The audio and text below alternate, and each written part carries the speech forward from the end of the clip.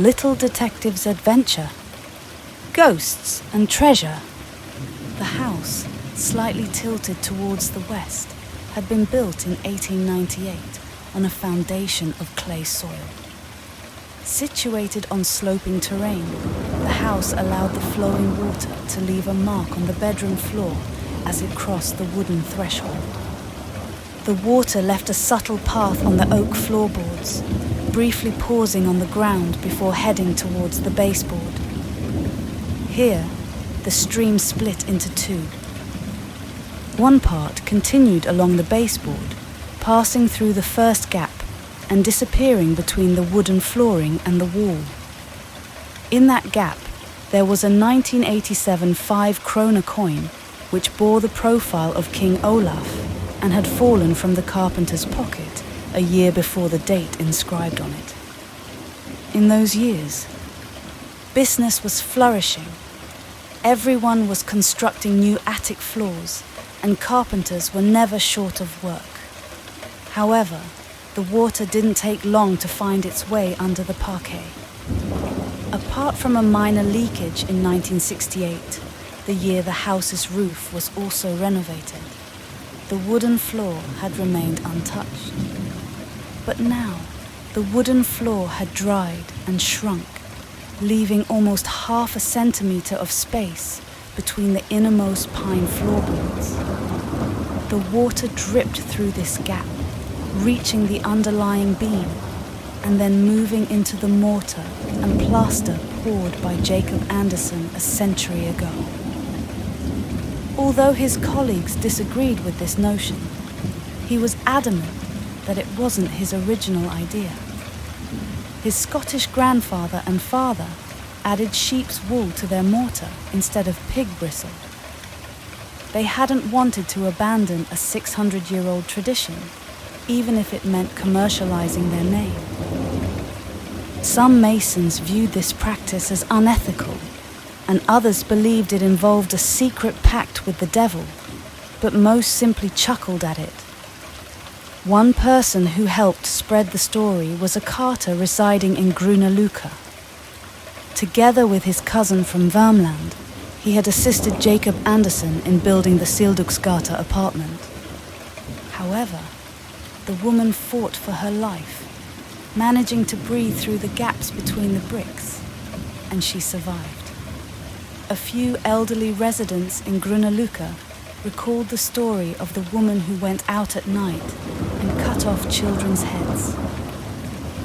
But for her to survive, she needed to consume fresh blood. Jacob Anderson was long gone before she could enjoy any health benefits from his pig bristle and blood mortar mixture. The water's entry into the building was primarily beneath it rather than inside. Water always sought the lowest levels.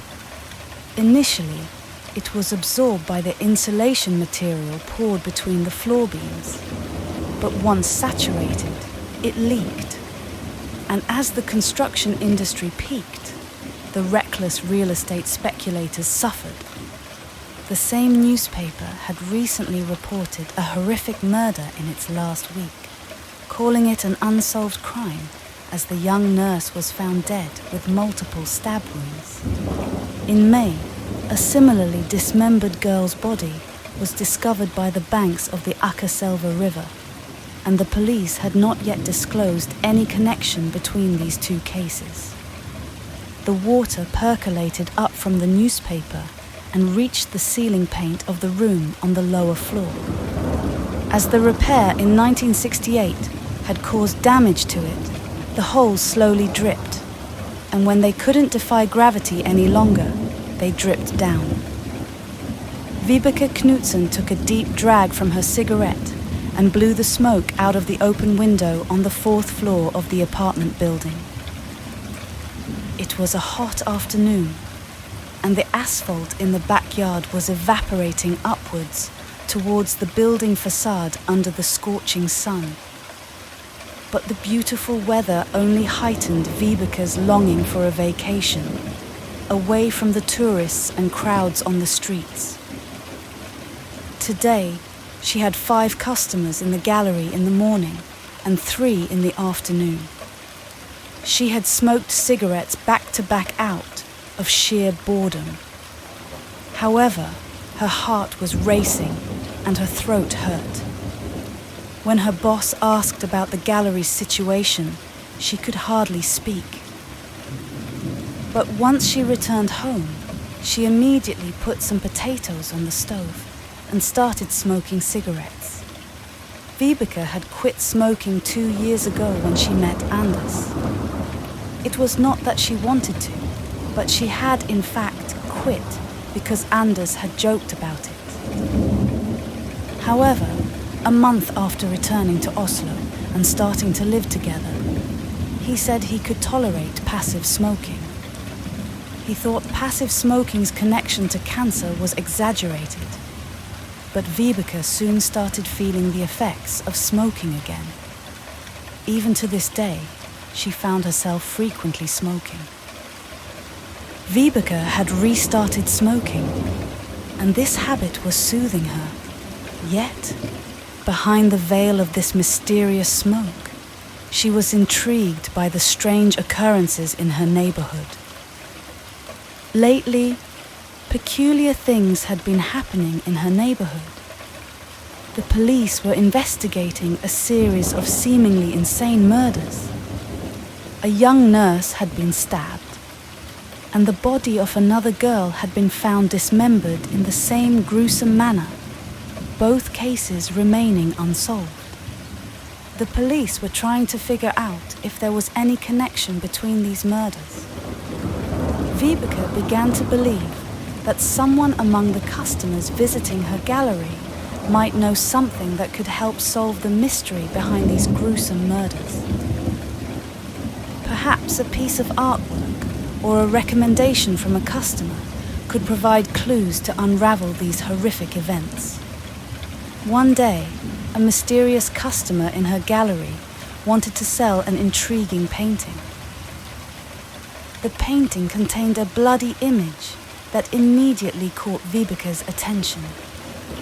As the customer explained the story behind the painting, he claimed that this artwork might hold a clue to the murders. Vibeke decided to investigate this mysterious painting further. She found a note on the back of the painting, which contained cryptic information that could potentially reveal the motives behind the murders. Vibeke shared this information with the police. The police began to analyze the information provided by Vibeke about the painting. The symbols and messages from the painting appeared to shed light on the mystery behind the murders. A complex tale of revenge was emerging. With the assistance of the enigmatic messages from the painting, the police moved closer to solving the mystery behind the murders. Yet, this was just the beginning. The enigma behind the murders deepened further, and Vibeke's involvement was growing more complex. Vibeke started noticing that among the artworks in her gallery, there were some that she believed might be related to the murders. Together with the police, they began to examine these artworks, working together to unravel the mystery. The veil of mystery behind these gruesome murders was gradually lifting. Vibeke was prepared to delve deeper into this enigmatic world filled with inexplicable events. The police, thanks to Vibeke's cooperation and the enigmatic artworks, were getting closer to unraveling the mystery behind the murders. But these eerie occurrences were not without another dimension: ghosts. Many people in the neighborhood claimed to have seen ghosts at the murder scenes. Late at night, many claimed to have seen the ghosts of the murder victims wandering the streets, seeking retribution. The ghosts appeared to want to avenge their deaths. Vibeke began to hear intriguing stories from the customers visiting her gallery, claiming that these ghosts might be able to help solve the mystery of the murders.